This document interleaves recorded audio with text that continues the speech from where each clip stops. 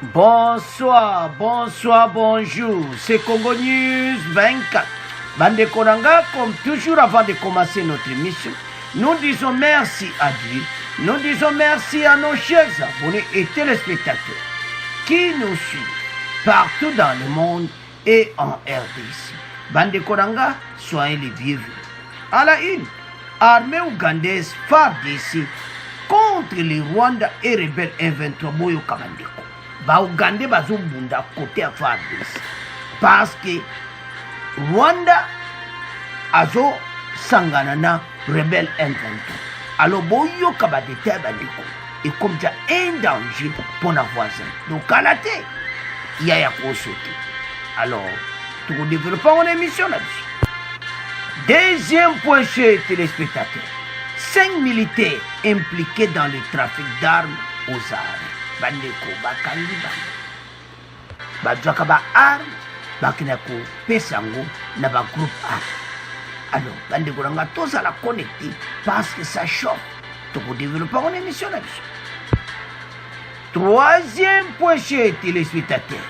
Et Yindeli Rwanda Boyoka Oyo Union Européenne bandeko balobi sur les rebelles M23 en RDC. Alors bandeko ranga tous à la connecter. Pour développer ensemble. Alors, Bande Koranga émission FC Bandi et comme tant autres sur l'ensemble de la situation politique dans RDC. Bande qu'on va commencer cette émission avec armée ougandaise FARDC contre les Rwandais et les rebelles M23. Bande ko guerre maintenant est commis 2 années. Bande ko ba Ougandais ba sasi bango. Boko yoka ba détail. Rebelle M23 kosila na bango. Ba mekake tubaya bandeko esimbiti. Ba zongi siko na montagne wana place ba batamaki. Na montagne ya Roni et Chanjo. Oyo ba botolaki. Parce que selon les informations en notre possession, ils ont attaqué aussi l'Ouganda. Alors, ba Ougandais va répliquer na force à Osakana. On te peut pas continuer. Alors, ndenge makambo ezokindi. Rwanda a un problème sérieux. Attaque du M23 appuyée par les Rwandais, l'armée ougandaise revendique avoir tué 14 rebelles et annonce les décès d'un de ses soldats. Bandeko za somo. Dans la dernière offensive des rebelles du mouvement M23, appuyée par l'armée rwandaise, dans l'est de la RDC, l'Ouganda révèle que son armée a tué une dizaine de rebelles et a perdu l'un de ses soldats lors des combats à la frontière avec la RDC. Les porte-parole de l'armée ougandaise signalent que les rebelles M23 ont même bombardé la partie ougandaise et des maisons ont été détruites. Donc, voisin de Bozomonana do Rwanda, ba sangani mission na bango, banga parce que bango bazomona coopération conjointe ezosimba, bazomona ke makambo ebele ya ADF tout ça ekosimba, bamone ke moyen ya ko neutraliser zake bango basangana na M23. Bande boyoka ba détail. M23 bazalaki neutralisé. Ba arme ba kozwango wapi. Boko yoka na émission yo point par point bandeko na ngai. Alors, ce soir, les M23 nous ont attaqués. Ils ont bombardé la partie ougandaise et certaines maisons civiles ont été détruites. Nos forces ont riposté et 4 rebelles ont été tués. 7 autres ont été faits prisonniers de guerre, a déclaré Reuters. Bandeko. Le porte-parole militaire, le brigade Félix Koulagui, ajoute l'un de ses soldats également mort sur le combat. Soldat ougandais par Koufouki. Alors, ce qui est au là, va aider Oyo, ba Rwandais ba nango, et ça va faux boule pour le moment. Ba on a besoin de tuer un parti à RDC. Il faut bailler ba été oyo nyonso makanisi oyo bazana ngo ekosimba te. la RDC ne sera jamais balkanisée. Biden a eu moni ba européen bazaki sima. Hein? Ba européen to zaipe ko loba ba européen ba complexe. Mais beaucoup yoka maloba union européenne ba pesi. Ya oyo kalate a osute. Mais toujours na point union européenne ba pesi message mo au sakana nguti. Alors, des images diffusées sur les réseaux sociaux mardi ont montré des éléments de l'armée ougandaise aux côtés des FARDC, procédant visiblement à l'arrestation des combattants de M23 à Bougana. Selon plusieurs sources, une colonne de l'armée ougandaise aurait franchi pour secourir l'armée congolaise face à une attaque de la rébellion M23 sur cette ville frontalière entre la RDC et l'Ouganda. Le porte-parole de l'armée ougandaise a cependant démenti que des soldats aient traversé la frontière pour combattre. L'IPDF n'est pas entré en RDC, où une bataille est en cours entre les rebelles M23 et les forces congolaises FARDC. Nos centaines de soldats à la frontière devaient protéger la frontière et n'intervenaient pas à moins d'être provoqués, a dit-il des propos, notamment un confrère Silba Sipra. Bango va provoquer qui? Ba ataka pe côté na biso. Sikoyo, biso il faut tout revendiquer. Alors, 14 rebelles tués, bandeko. Et puis ba kangi belé ba prisonniers de guerre. Ba Rwandais. Bandeko. Rwanda comme un problème sérieux. Mayele c'est Siliban, basé belone au sate pour le moment parce que mon va y qui ah biso à côté M23 to gagner ma solo. Mais taba moni présence ougandaise Mayele Siliban. Les capturés, ils accompagnent les capturés vers Ouganda. La reprise des attaques des rebelles du M23 dans le Rutshuru est une violation de l'accord cadre pour la paix, la sécurité et la coopération entre la RDC et ses voisins.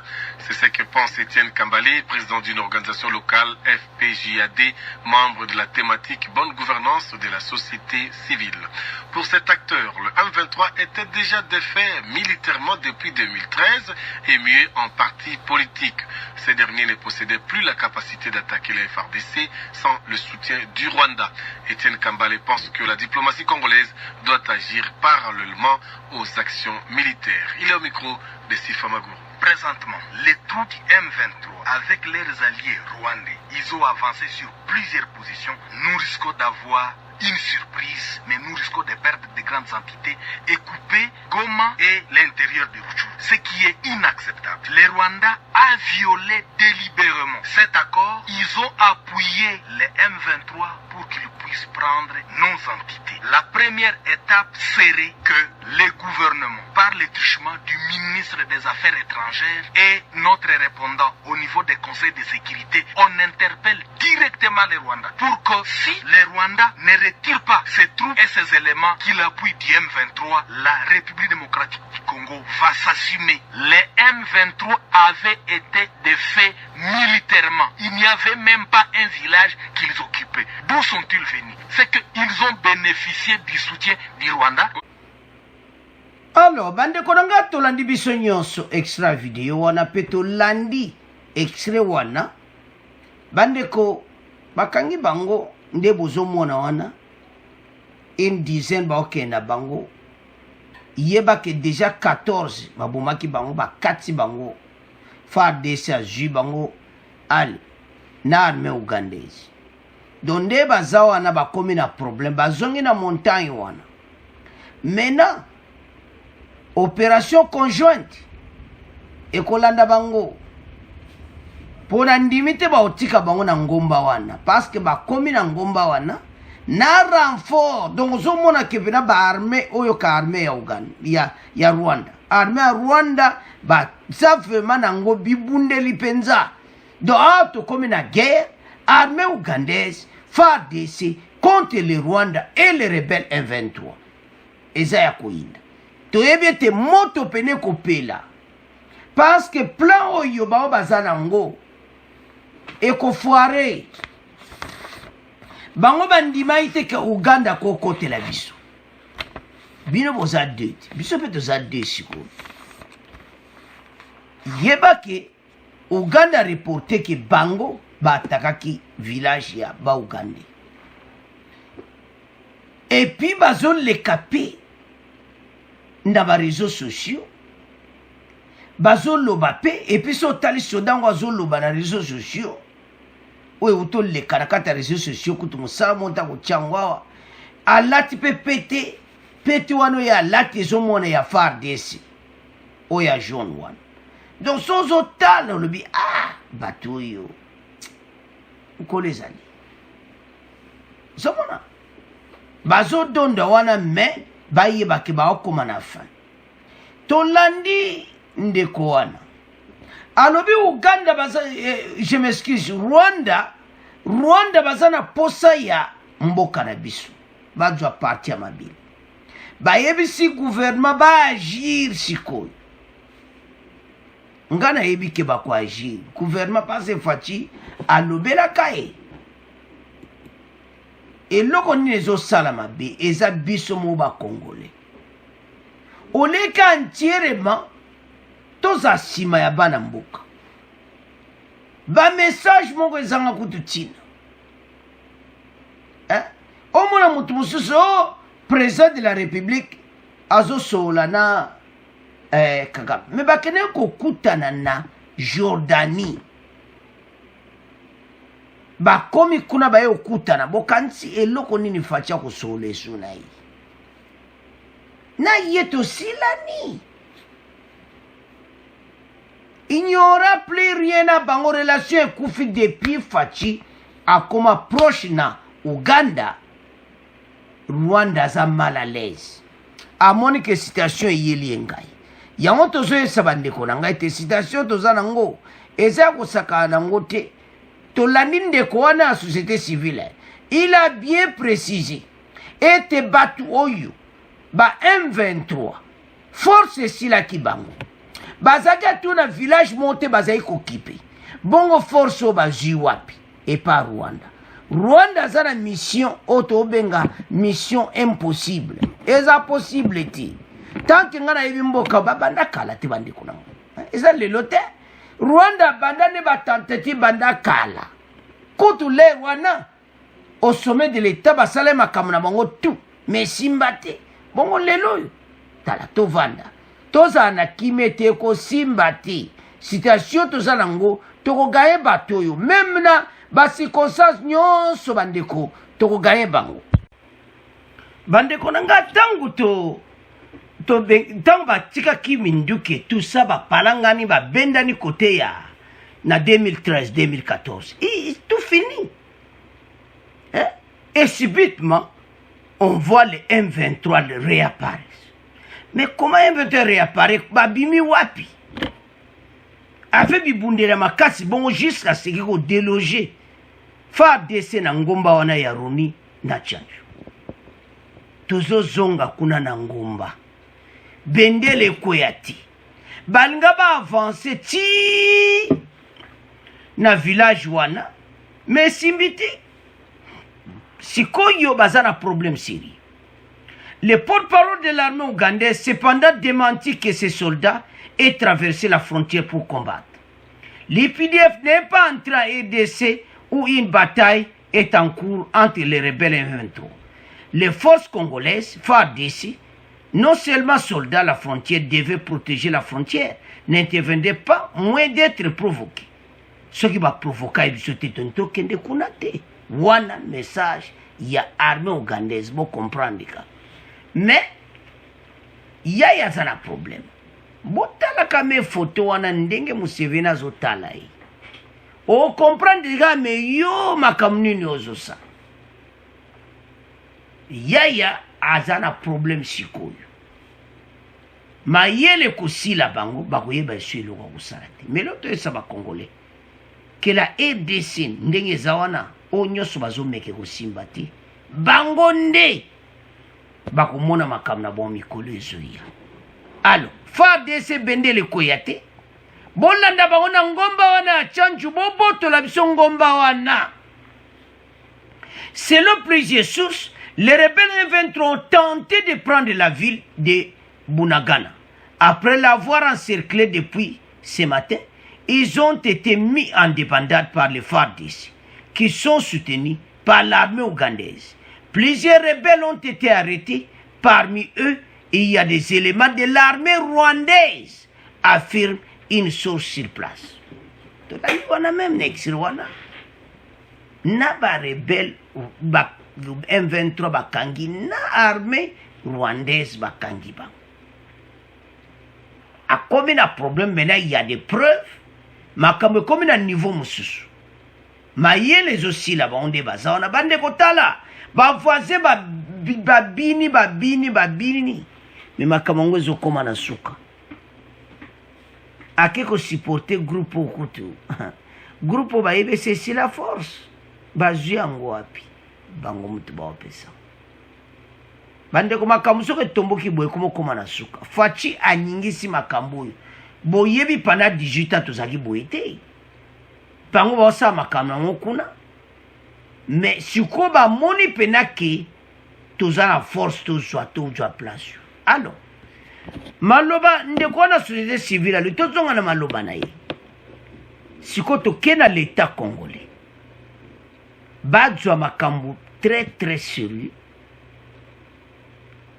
parce que mission ya Rwanda bazana besoin ya ko balkaniser une partie à la RDC.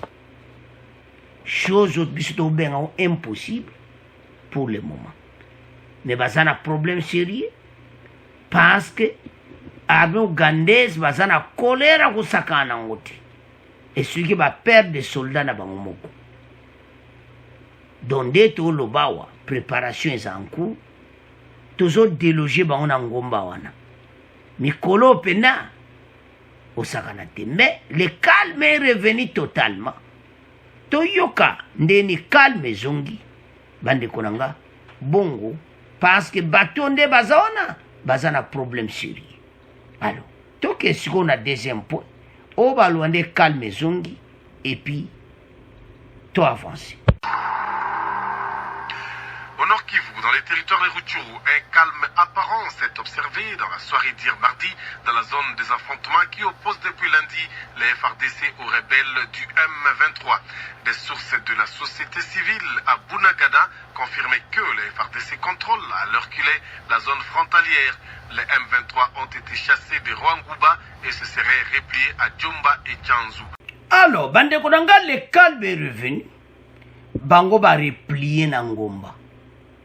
Kuna na ngomba nde tozo ziande tokolanda bango bande ko rebel 23 na ruba Rwanda foto silisa bango bendele kwe ati Rwanda mona koma ke FARDC tokobenga na bango bakende pona libela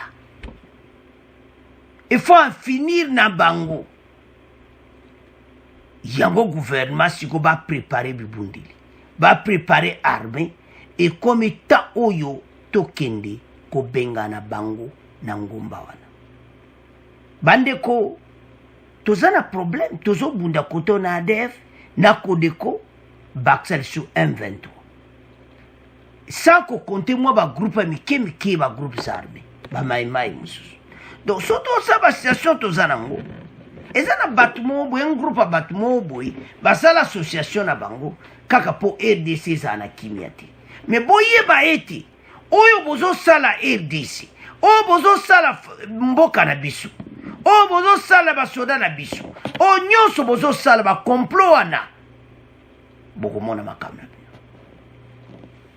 likamli kamo zaka na suka na ngoya o sala kana bata manasima bato likambo yaka o revisi Rwanda yote mayele tu basala kalelo bakangi ba Rwanda ebele ba Uganda ba armée ougandaise bakangi bango ebele bopi babata magana EDC basala kama bena sima boko bima libanda mboka oyo kozala délivré ne sera jamais divisé bino nde boko monango.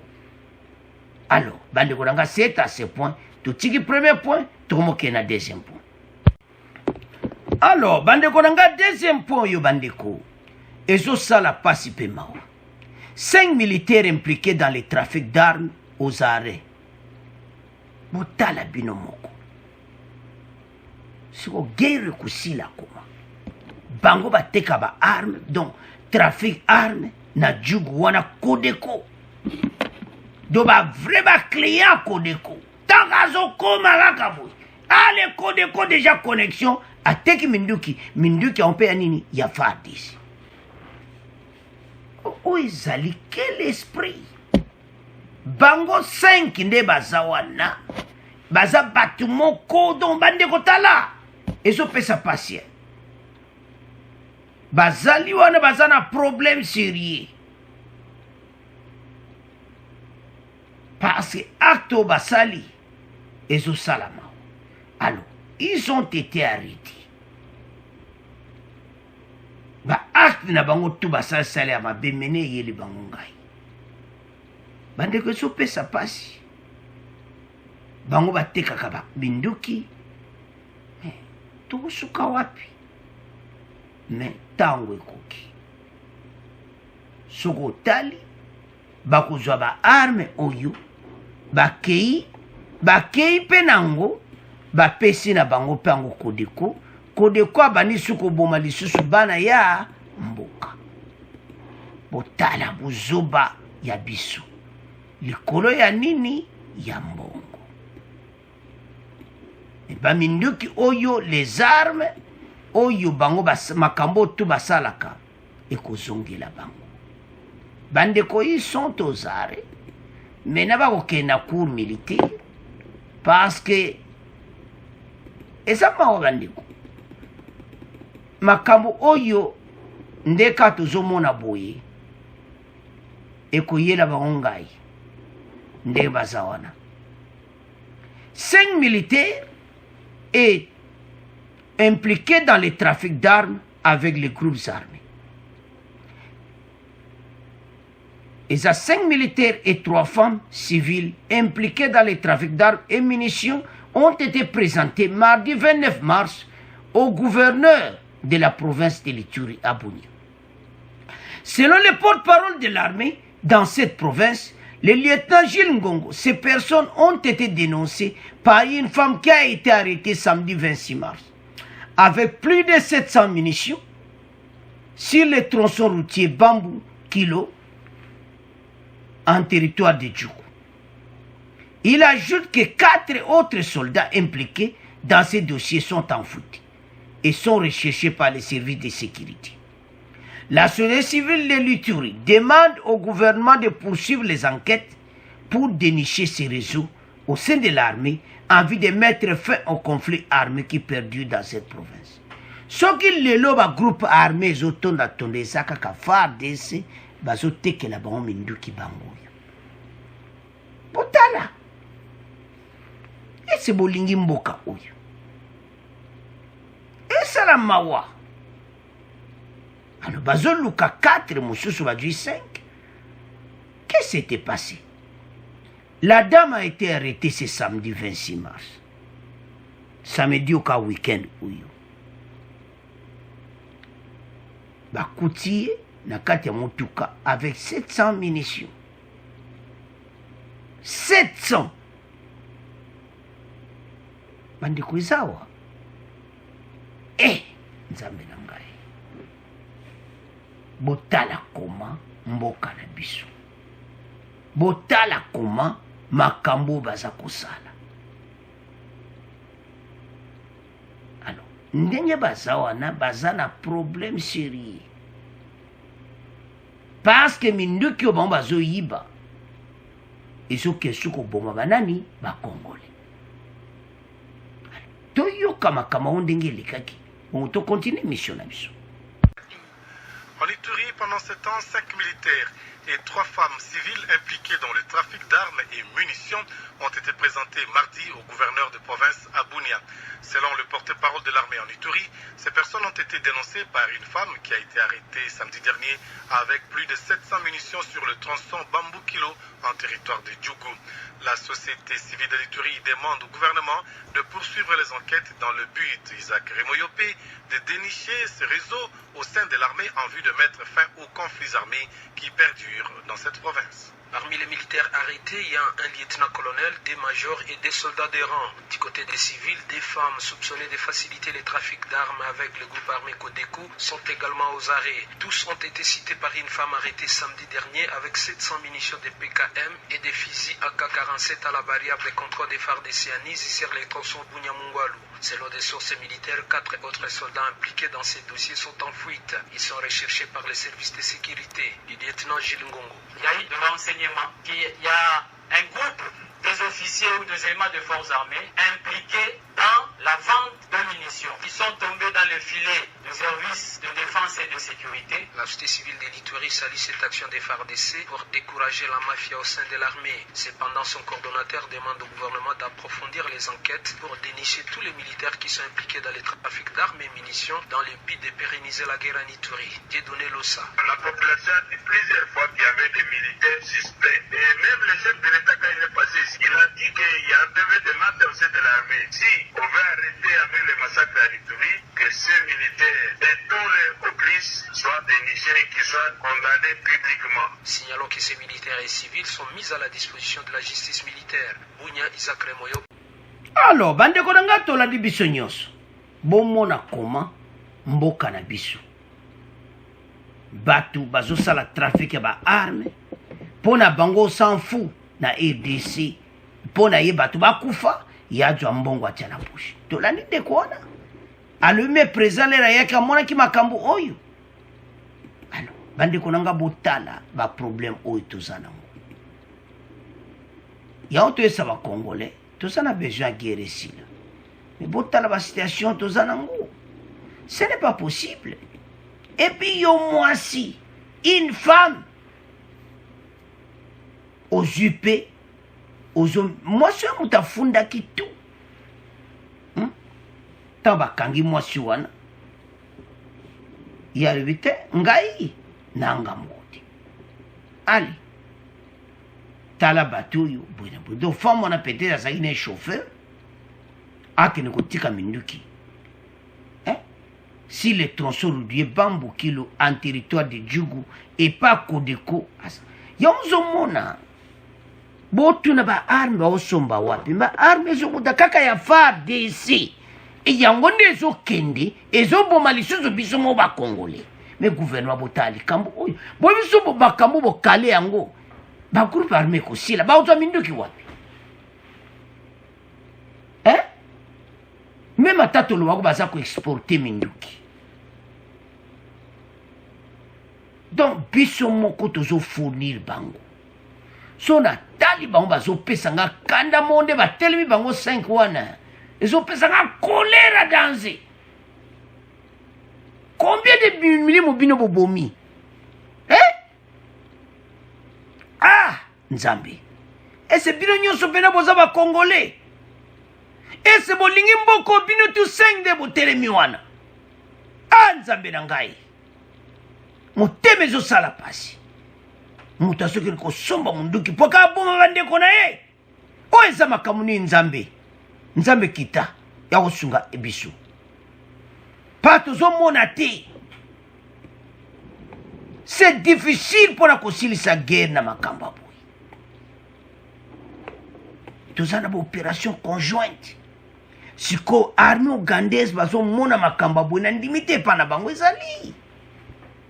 Pour tout ça le Kosovo. Qu'est-ce qui ne va pas? On vous paye. Non. Il y a un problème. Ou bien ça makamba mulili na kati les gens sont donc mbatu ba koma boula mo koma ka ku bomo bande kona bango moko. Je ne comprends rien. Bandeko, les groupes armés que vous voyez, les Codeco là, la majorité, le bien, ça bana Djougou, bana Ituri. Mais parce que bandeko là, on a Ituri. Est-ce que vous comprenez tout ceci? Est-ce que vous imaginez dans ma kambabo? Bandeko, ça fait mal. On ne comprend plus rien. Makambo, je manque même de mon émission. Comment yomutu? Bosang, do biloko eza clique moka mulai. faut gouvernement là na makambo bien nde balobi wana. La société civile de l'Ituri demande au gouvernement de poursuivre les enquêtes pour dénicher ces réseaux au sein de l'armée en vue de mettre fin au conflit armé qui perdure dans cette province. Ça n'a raison la société civile de bolandi wana. Parce que lelo soki bakangi makambo tu butala kabino moko. Car tondi plaît parce que 700 munitions. Naba A47, naba munitions nakati. Pour comprendre les siko. Mais ça somme. Alors, justice militaire, asala musana yi, bato bazawane, bako donde bazana, yalibela raka, prison de, yalibela.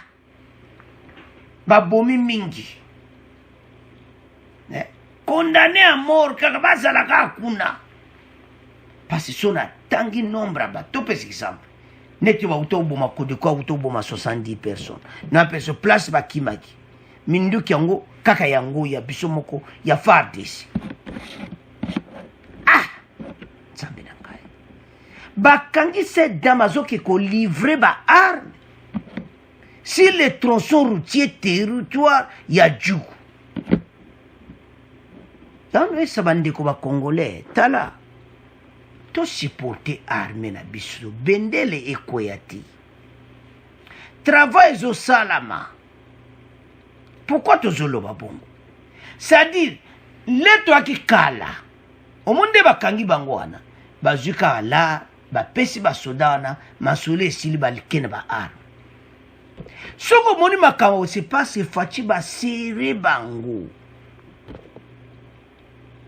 Donc, gouverneur militaire pena ba telemeli makamba kop. Passe na lero na période de gouvernement ou eleki.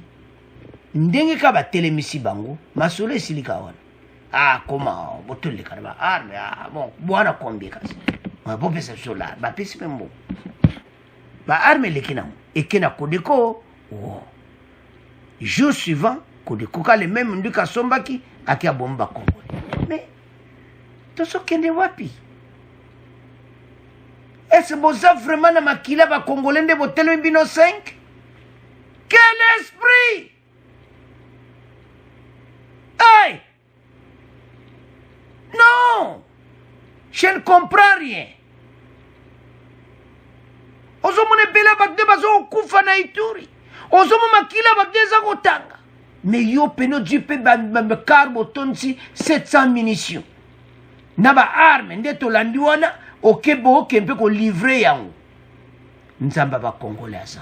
Omonde bokangani? Bino fobo zwa yango penza. O balobaka boko beta yango donc boyoki pende salimine tu et sabino pasi pe yindi. Alors bande ko ngeza pasi. Mais bazo vivre yango, ils seront bako punir bango très bien la justice militaire. Alors yango ba ko présenter bango par gouverneur ces militaires impliqués dans les trafics d'armes aux arrêts. Butala. Alors bande ko ngeza pasi be ma ndeni guerre ngo kusida. Alors, c'est à ce point, tu tires deuxième point, tu moques na troisième point. Alors, bande koranga, tu komi na point na biso, oye bomimboka, e yindeli Rwanda. Boyoka, oyo Union Européenne, bandeko. Balubisi rebelle M23. Citation comme boulou. Na réaction ya Guterres. Na ndenge hélicoptère koi. Bakomi na problème. Ba Rwandais baluye kubunda côté ya ba M23 et yindeli bango. Alors, mais que quoi? L'Union européenne appelle à la reddition immédiate et inconditionnelle de M23. Bakende mbaramoko zongsa minduka déposer les armes immédiatement. Ce qui était bakoyokaya. Va se rendre. Vois ça comme un problème. Place à Batamaka, bafungoli Kazaka, yaya bini. Siko Union Européenne ba dû décision. Et le bandi komoko makamuse yeli côté na bango ba décision rapide. hélicoptère wana ekoi babomi 8 bakufi basoda ya ONU. Guterres mbala moko apesi ba message ba condoléances et tout ça. Alors alobi enquête il faut salma makasi. Alors yaya aza na problème sérieux. Ndinga zo kwanza mutu azoyeba te eloni akosala. Toyebisa bino chafa bandeko balo bango na Macron mikolo bakomi bien tala. Mindele on s'en fout. Batalaka côté intérêt na bango eza. Côté ONU et pas intérêt na bango eza. Vous comprenez ni France a coopéré kana ONU. Au mon rapport ma pek ba français banga ba dirigeant aussi. Donc oh ba kutana oh voilà coute notala. Macron kuna zata kena ye kuna Rwanda ke kuna do na omone kabe kuna zaneti. Ba watala ka be intérêt na ba. L'Union européenne appelle à la reddition immédiate et inconditionnelle du M23. Après les combats engagés par ce groupe rebelle depuis lundi contre l'armée congolaise. Dans un communiqué publié le 29 mars, l'Union européenne appelle aussi tous les groupes armés dans le pays à déposer les armes. Kaka bangote, bino nyonso bo déposer ba armes. Ba négociation za mubulu. Bokoyo kana suka, makambo hélicoptère ekwei. Toloeke koperisa moto. Oa banka 8 bakufi ya uni. Umonde moto peli. Umoni ke biso watu bakufa kebele. Toyeba ke réaction kozala. Hélicoptère ondenge koye pendelinde voisin ba dernier des dossiers. Et surtout que ba kangi bango. Ande ko tamba kangi yoza Rwanda. C'est tout. Hein? Ba PCP comme on est dans l'émission passée. Elle demande à tous les pays de la région des Grands Lacs de coopérer pour le rétablissement de la paix dans cette zone. D'une manière ou d'une autre, la PCI a avertissement.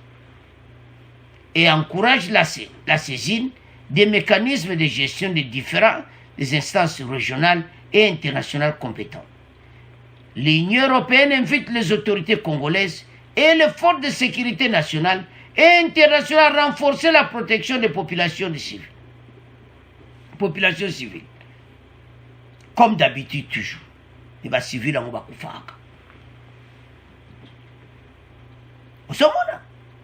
Toyeba na biso ke lokol hélicoptère oni ekui. Makamu susukoya. Bokomona. Les hélicoptères na mawe memaka. Bah, et ça la activité même biloko et kei et tiki et tout ça. Maintenant, hélicoptère va betiango biloko. So voilà. T'as la situation paysanne. T'as la situation à niveau économique. Tu vois que les cambo hélicoptères et qu'on crée ba dernier des dégâts. Alors, bango ba du décision balamoko. Yaya a comme un problème. Ndeni a aussi les sa dossier oyo. Armée na yango na se bazo bunda na ba M23. Ba ye pour le moment bazana colline wana ni na change. Faut ba déloger bango kuna kalati. Mais situation comme Mobudu. Alors, Toyoka, ndenge makamango elekaki. Ba décision wana, na ndenge ni l'Union européenne, parce que makambo examine na ndenge MONUSCO 8 bakuti bakoro ndenge wana.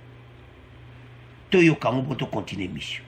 J'ajoute que l'Union européenne rappelle la reddition immédiate et inconditionnelle des rebelles du M23 et de tous les autres groupes armés en RDC. Dans un communiqué, sa porte-parole dit encourager la saisine des mécanismes de gestion des instances régionales et internationales compétentes. Nabila Masrali demande aux pays de la région de coopérer pour le rétablissement de la paix dans cette zone et invite en même temps les autorités congolaises et les forces de défense nationales et internationales à renforcer au plus vite la protection des civils.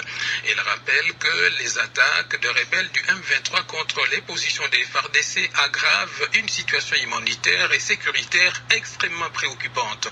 Elle rappelle que le crash d'un avion de la MONUSCO s'ajoute aux récents incidents qui ont fait plusieurs morts civiles et militaires. Nord Kivu encore le...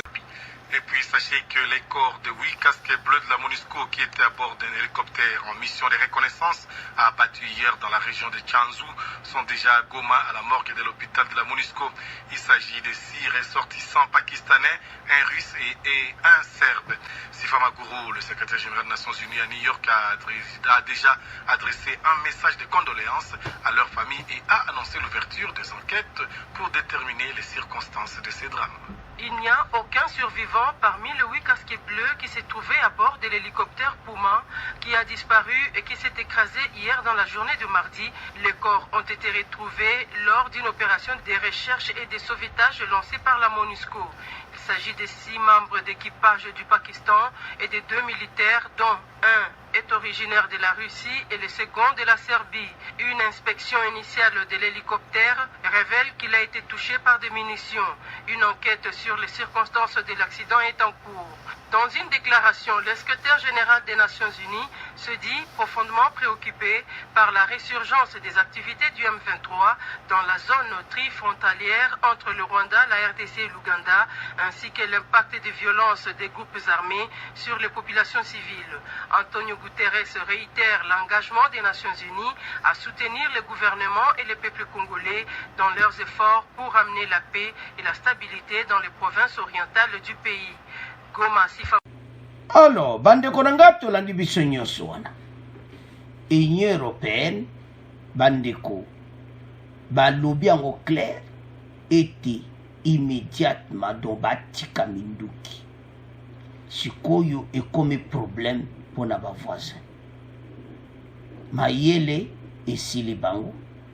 Ne bazawana parce que talanding hélicoptère wana. Ozomona yango mone aggraver situation boy. Alors voisin comme na dossier mone na ko traiter. Ndenga zawana oto lobaki mayele sili.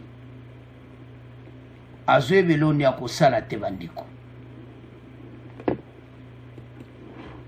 Makamango ano boluka kisiko bozwi yango suwe komi Guterres autoloba wana ke makambo oyo ndezo salama et puis makambo ya M23 Guterres alobi yango eza so. Et maintenant il faut mona ke basolola na Union européenne a réagir malaboko. Qui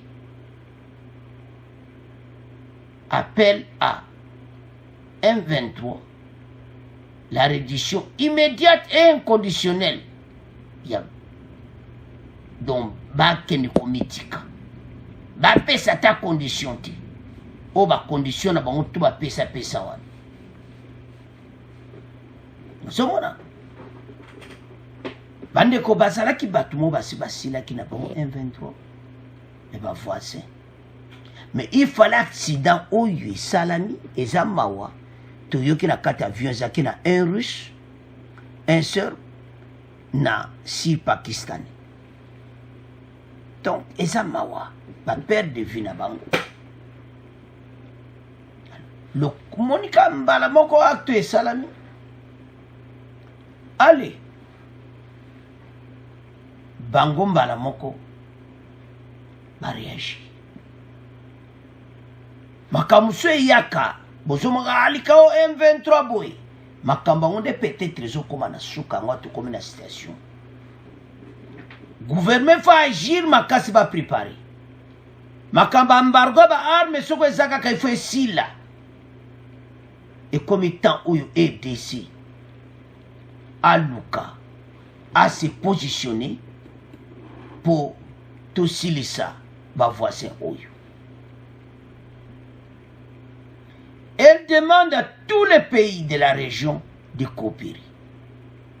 Et c'est hier qu'on coopère. Et il l'est déjà. L'Union européenne invite les autorités congolaises et les forces de sécurité nationale internationale de renforcer la protection des civils. Citation de comme à niveau international. Parce que dans le message est que nous demandons à la communauté internationale les câbles 123 BT avion, hélicoptère au Massas, hélicoptère de Koi. Alors que bazala qui na position moka humanitaire. Botala. Situation n'est commis. Ba Congolais tous à l'ensemble. Totika kokabwana pamba tous na danger. Yozo mona ke o ligi mukonji o te o lo mabe pona mboka na biso moko o salaire. O le tol pesa makaba kitoko pona mboka. Era ngo biso so ba commentaire gouvernement bo telema bo engagé. Bo s'engager na makambo. Parce que konde to sangana armée ougandaise azana problème. To alia wandiko. Kaka armée wana ougandaise yaya kusuti. Parce qu'ils ont créé un problème belé. On se venir, ayo comprend bien, awa, fatia bien, tika to coopérer. Et puis naza l'hypocrite. Mousse venez hypocrite pas fachi. Mais oya bisa Rwanda bazaba hypocrite. Ndenge Patrick Moya lobaki. Hypocrisie à Rwanda faut ici là. Basali kam koto bazokosa. Nzamba la katiba kangi basodara bango. Et maintenant l'Union européenne, Conseil Europe, ba yoki message à Guterres de to yoki wana, ba pesi bango message. Et reddition moko immédiate. Et puis sans condition, ba mega kote ko lobo voilà, bis do tika mendo ki faut ezalabwe zabwe non, ba boyam. Bandeko baseme ba désordre mingi. So tali makambo eleki kuna oyoki na maolobi me mboka na biso. Me tango ekoki. Ekomi temps oyo makambo ekoma na suka. Babini pe mingi. Sont beaucoup dansé ba eba koti ba bimi mais ba ete tango ekoki. Il fallait likamoko salama. Likamoko nini? Hélicoptère. Tu l'as mis sur l'extrait. Alors, parce que déjà, une émission est botalaki, faire de sa funda qui va à niveau international. Alors, bien na ba lié ba inventoire tal le ba wangani. Voisin ça a un problème. Est-ce que ça possible est? Bangonde bazawana il faut batika makambo oyo. Et puis nde nazomona bayaya bakozwa biloko na bango kalati. Parce que tala baminde bozomona bango wana ba bentere na bango mususu. Yaya wa azomona kana na Rwanda bwene yaya kosote. Pour côté wana Ouganda baza mo sage. Ba mon attachement RDC na États-Unis. Ba vite biso tous à l'ensemble. To attaquer banguno bazo bebe sa frontière na biso. Alors, bandeko fin de fin voisin ko mona makamu na yepi fa RDC ba bon c'est puis so ba embargo ngo to yokaka. So peza kaka. Alors balongola embargo wana po biso soma mindu ki fatia soma ba avion de chasse ba biloko ebele po bato basaka nsu na biso te. Alors bandeko na ngai wana nde ta oto komi nango o communauté internationale bakoti masolo kalati tokoyoka. C'est à ce point to comment clôturer mission na biso bo abonner massivement bo partager Au revoir, à la prochaine.